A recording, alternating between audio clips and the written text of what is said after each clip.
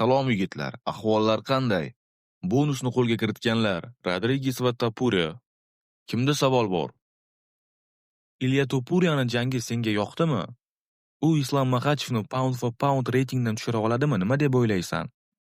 Ha, bu juda ham qiziqarli bo'ldi. U aytgan gapini ustidan chiqdi. U juda ham universal jangchi. Bilasizlarmi, unda ajoyiblar, grappling, barba, barchasi unda mukammal. Bu bola UFC'dagi yangi yulduz. Ha, albatta. U ketma-ketlikda Aleksandr Volkanovski, Max Holloway va Charles Oliveirani nokaut qildi. U UFC'dagi eng kuchli udar sohibi bo'la oladimi? Ha, u juda ham kuchlilarni yengdi. U hozirda pound for poundda udarka bo'yicha nechinchi o'rindaligini bilmayman, ammo men shuni bilamanki, u juda ham ajoyib udar sohibi. Aleksandr Pantojaga qanday qaraysan? Uni yoshi 35 ta, ammo hali ham ajoyib formada. Har bir jangida undan ham zo'r formada bo'lmoqda. Ha, seni gapingga qo'shilaman. Men aytmoqchi bo'lgan barcha gapni aytding. U ajoyib formada va uni bu yoshida bu formada ko'rish bu ajoyib. Dena, jangdan so'ng Ilya Topuriani Paddy Pimblett bilan nigohlar jangini o'tkazganini ko'rdik.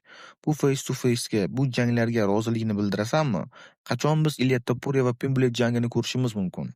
To'g'risini aytsam, men bu jangga unchalik rozi emasman. Men arenadan chiqib ketdim va men arenada bo'lgan taqdirimda Pimblett u yerga chiqmasdi va face to face'ga rozilik bergan bo'lmasdim. Topuria uchun kuchli va reytingda balandroq yigitlar bor. Ko'ramiz nima bo'lishini. Barchangizga rahmat yigitlar.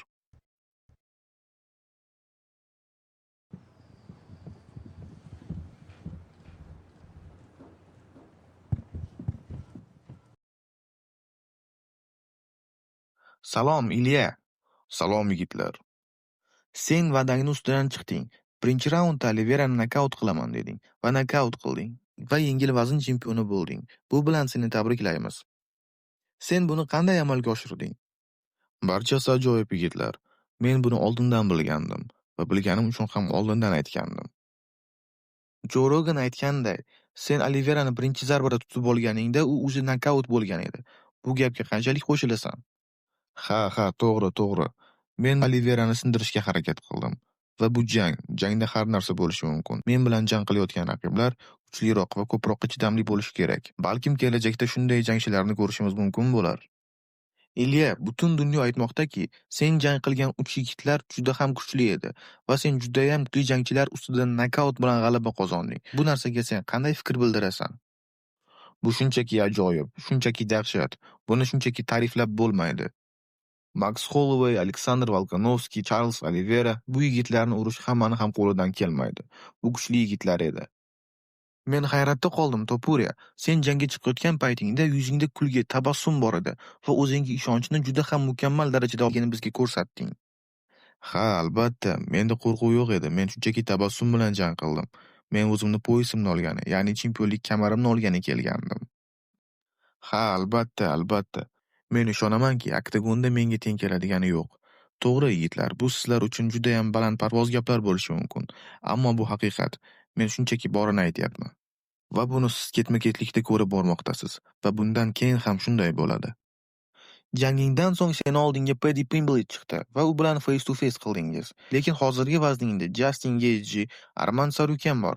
O'ylashim bo'yicha sen ulardan ko'ra ko'proq Pimblett bilan jang qilmoqchisan. Bu to'g'rimi? Ha, shunday. Menga Pimblett kerak va uni kaltaklashni istayman. Charles Oliveira bilan esa unday emas. Men uni juda ham yaxshi ko'raman. Inson sifatida hurmat qilaman, jangchi sifatida hurmat qilaman. Uni yomon ko'rib bo'lmaydi. Ammo Pimblett bilan unday emas. Men seni Charles Oliveira bilan emotsional gaplashganingni ko'rdim. Sen Charles bilan nimalar haqida gaplashding? Oliveira senga nimalar dedi? Biz nima deganimiz muhim emas. U meni hurmat qiladi. Men uni hurmat qilaman. U juda ham ajoyib inson. Men buni hamma vaqt har doim aytganman. Janggacha bo'lgan press konferensiyalar, boshqa narsalar bu shunchaki biznes edi. Men uni juda ham hurmat qilaman. Topuria, senga savol. Yengil vazndan qaysi jangchilar bilan jang qilish senga oson bo'lardi? Men bu jangchi bilan urushga roziman yoki menga bu jang qiyin bo'ladi degan narsa seni ichingdan o'tadi. Do'stlar, UFC'da oson raqib yo'q. Ayniqsa top 5 jangchilar. UFC'da har bir vazn top 5ida juda ham kuchli jangchilar bor. Oson jangchilar UFC'da bo'lmaydi, do'stlar. Men har qanday jangchiga qarshi tayyorlana olaman. Men o'zimni miyamni his qila olaman, kuchimni his qila olaman. Barchasini bilgan holda tayyorgarlikni amalga oshirib, jangda g'alaba qozonaman. Ilya, seni yengil vaznga o'tayotganingda ko'pchilik buni tanqid qildi. Ya'ni Ilya Topuria bu vaznda kichkinalik qiladi. Uni kuchi bu jangchilarga yetmaydi degan. Ammo sen buni 3 daqiqa ichida birinchi raundni o'zida isbotlab qo'yding.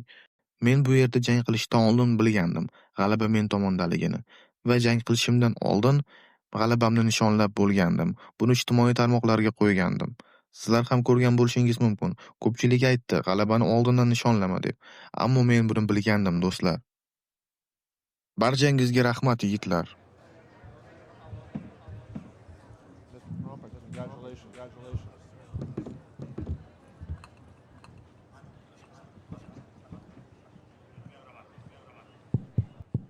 Salom Pantoja, g'alabang bilan tabriklaymiz. Sen juda ham ajoyib jang qilding. Bugun g'alaba qozonib, reytingda birinchi o'ringa ko'tarilgan Van bilan face to face qildingiz. Sen u haqida nima deya olasan? Ha, albatta, men barcha jangchilarni hurmat qilaman. Kai Kara Fransni ham, barchasini.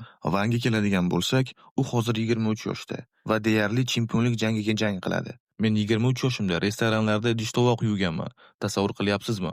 Uni 23 yoshi va meni 23 yoshim. Bugun men 35-jangimni o'tkazdim. Men yaxshi formadaman, ammo farqni sezishingizni xohlayman. Ha, u yosh, u qiziqqon va och. Men buni juda ham yaxshi bilaman va bu jangni men o'zim ham xohlayman. UFC menga yana revansh berishini istamayman. Menga yangi jangchilar kerak, yangi raqiblar kerak va men buni xohlayman. Sen pound for pound nechinchi o'ringa ko'tarilishini istaysan? Men hayronman, do'stlar. Pound for pound kim tuzishi va qanday tuzishini ham bilmayman. Nechinchi o'rin deysizmi? O'ylaydigan bo'lsam, Islom Maxachevdan keyingi o'rin. Hech bo'lmaganda Islom Maxachevdan keyingi ikkinchi o'rinda turishni xohlayman. Do'stlar, o'zingiz o'ylang. 4 ta jang, 4 ta chempionlik kamari himoyasi, 2 ta ketma-ket submission. Kim bunday qilyapti? Islom Maxachevga hurmatim bo'lsin. Islomdan oldinga o'tishini istayman yoki islomga hurmatsizlik qilaman demayman. Islomga faqat yaxshilikni tilayman. Ammo men pound for pound reytinglari qanday tuzilishini bilmayman va tushunmayapman. Ketma-ket g'alaba qilish kerakmi? Reytingdagilarni urish kerakmi? Nima qilish kerak men tushunmayman. Oddiy misol. Mendan hozir oldinda Jack Maddalena turibdi. Nima, men Jack Maddalenani o'tishim uchun, reytingda undan yuqorida bo'lishim uchun men Jack Maddalena bilan jang qilib, uni ustidan g'alaba qozonishim kerakmi? Bu ahmoqlik, do'stlar. Kichik vaznni, ya'ni bizni vaznni hurmat qilish vaqti keldi, do'stlar. Van bilan Royvalning jangini ham ko'rdingiz. Bu ajoyib jang bo'ldi. Bizni vaznni hurmat qilish kerak va intiqlik bilan janglarni tomosha qilish kerak. Bu yerda hammasi o'zgarmoqda. Bizni vaznni hurmat qilish kerak va intiqlik bilan ko'rish kerak deb o'ylayman. Top 15 dan boshlab qarang. Barchasi kuchli jangchilar, barchasi. Men barcha jangchilarni hurmat qilaman va bizni vaznni intiqlik bilan janglarni tomosha qilishingizni sizdan so'rab qolaman.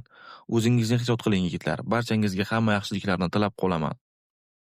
Barchangizga rahmat, do'stlar. Video sizlar uchun o'zbek tiliga tarjima qilindi. Mehnatimiz uchun videoga like bosing va o'z fikringizni kommentariyada yozib qoldiring. Bugungi bo'lgan barcha UFC janglarini kanalga joyladim. Описаниеda silkani qoldiraman. Bemalol Telegram kanaliga o'tib janglarni to'liq ko'rishingiz mumkin. Bizga obuna bo'ling, do'stlar. Keyingi videolarda ko'rishguncha